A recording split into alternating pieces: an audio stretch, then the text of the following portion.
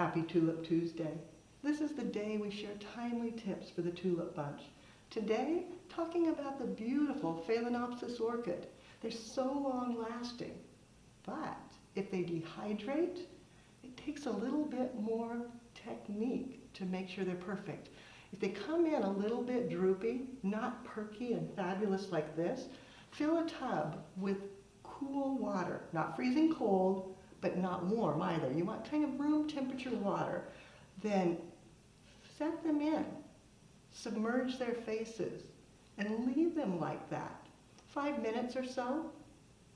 Fast forward 5 minutes, take it out, give it a cut, place it in the holding water with the flower food solution. They'll perk right back up and last so long. Now you know how the pros do it.